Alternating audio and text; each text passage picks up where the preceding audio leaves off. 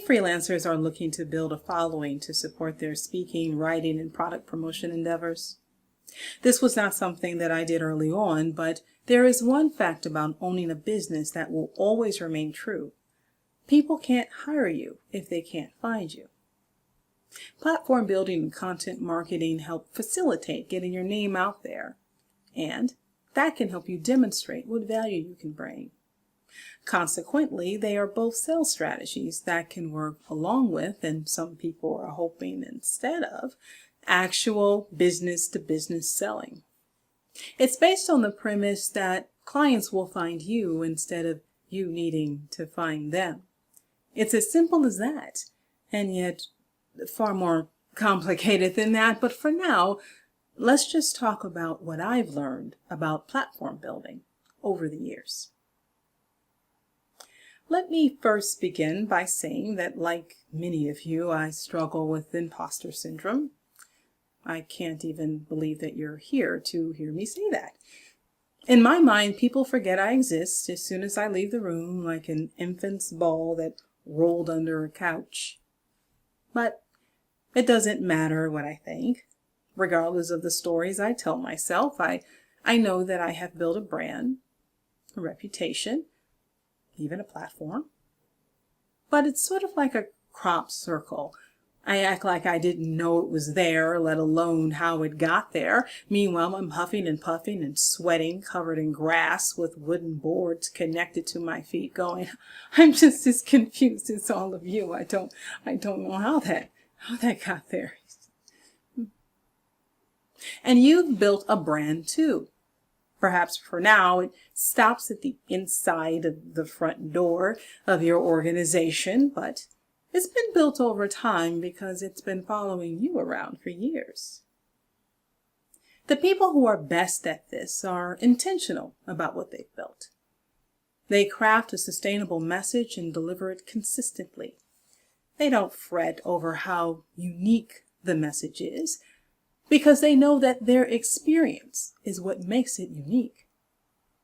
They know that while they may not technically be a presentations expert, for example, they are experts in their own experience with presentations, and that is the secret sauce. It's not a new way of delivering presentations.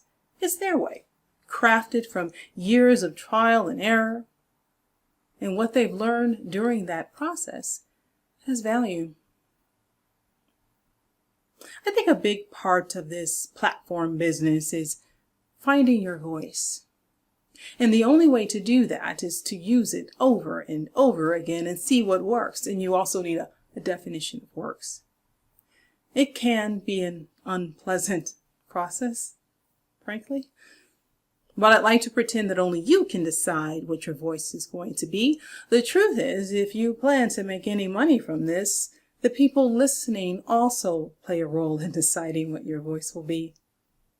Yes, you should first define your audience and see what content appeals to them, and the people who specialize in this stuff make it sound like you should have been doing all of this all along, way ahead of time. Maybe, but in practice, you will be very much changing the tires while the car is moving. And while you're changing them, you'll get very supportive feedback, which is always great to hear.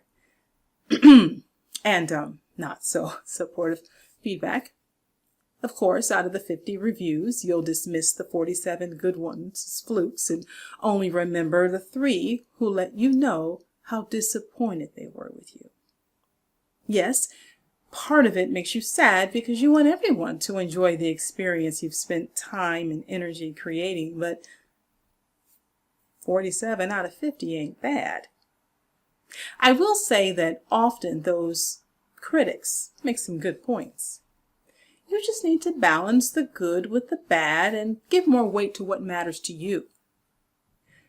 All this to say that using your voice over and over again and balancing your needs with what your audience needs is the key to being intentional about building your platform.